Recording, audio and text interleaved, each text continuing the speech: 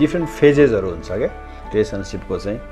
सुरुमा चाहिँ भेट्दाखेरि चाहिँ जसको पनि जे पनि मनपर्छ होइन मनपर्छ अनि त्यो मनपर्ने एकाअर्काको तारिफ गर्ने चिजहरू सकिन्छ बिस्तारै त्यो अब ड्रब्याक्सहरू देखिन थाल्छ म्याच नभएको जस्तो हुन्छ सायद सबैको रिलेसनमा त्यस्तो हुन्छ होला अनि फेरि त्यो चिजलाई पनि पचाइसकेपछि फेरि अनि फेरि कमन पोइन्ट्सहरू खोज्न थालिन्छ रिलेसन भन्ने कुरा चाहिँ कसैको पनि पर्फेक्ट हुँदैन क्या हामी दुईवटा फरक फरक मान्छे हो नि त होइन हामी फरक फरक घरमा हुर्क्यौँ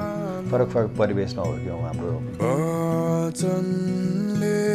तिमीलाई झस्काए कसम नखाइदिउँला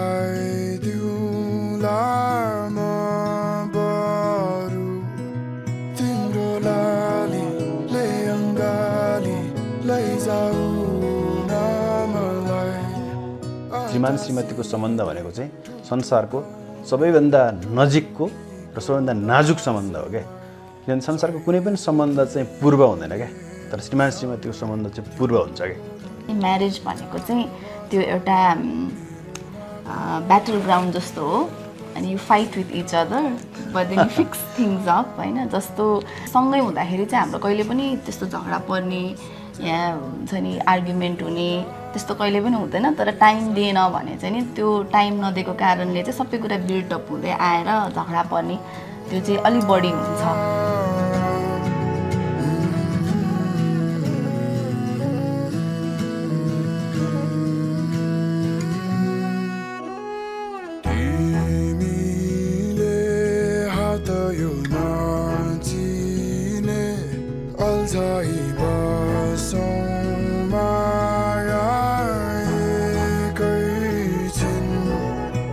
बच्चा भइसकेपछि चाहिँ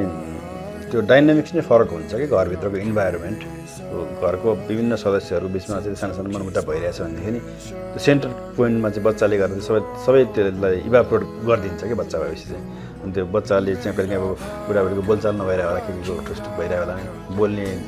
अजिब हुँदो रहेछ क्या बच्चा भइसके पछाडि त्यो मायाको त्यो पुरै प्याराडाइम सिफ्टै भए जस्तो हुन्छ क्या बच्चा भइसक्नु बच्चा हुनुभन्दा अगाडि र बच्चा हुनुभन्दा पछाडि चाहिँ ठ्याक्कै फरक पर्छ।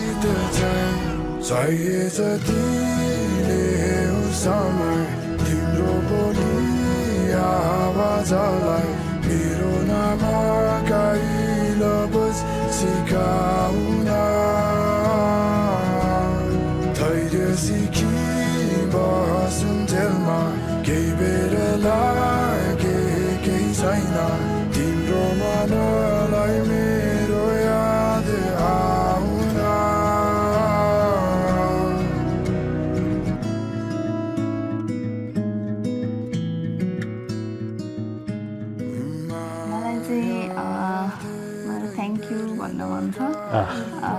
मलाई त्यो सानो कुराहरूमा बुझिदिएकोमा होइन अब उहाँ एकदम राम्रो कविता लेख्नुहुन्छ गीतहरू लेख्नुहुन्छ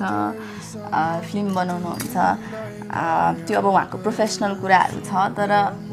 एज अ वाइफ चाहिँ चाहिने सबैभन्दा इम्पोर्टेन्ट कुरा भनेको चाहिँ टाइम अनि त्यो एफर्ट मैले गर्न नसकेको कति कुराहरू कामहरू घरमा गरिदिँदाखेरि अनि त्यसपछि अब मेरो अस्ति पनि स्कुटर भिजिरहेको थियो उहाँले चाहिँ ल्याएर छोपिदिनु भएछ होइन त्यो चाहिँ अब कति कुराहरू मैले देख्छु तर अब थ्याङ्क यू भन्न पाउँदिनँ नि त होइन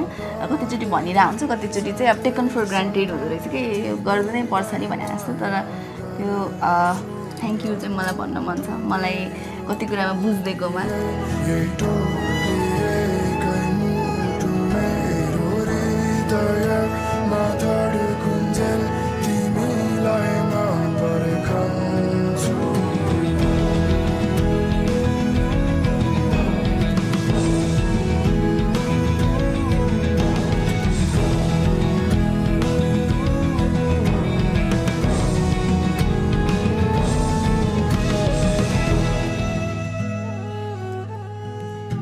यति नजिक आइसक्यो कि नाउ भन्ने आँटै छैन कसरी भनौँ अब तिमी मेरो कोही होइन। हिँड्दा हिँड्दै जिन्दगीमा धेरै थरी मान्छे देखे तिमी मात्रै एक्लै एक्लै म जस्तै हिँड्या देखे यति धेरै छोइसक्यो कि नछौ भन्ने आँटै छैन कसरी भनौँ अब तिमी मेरो कोही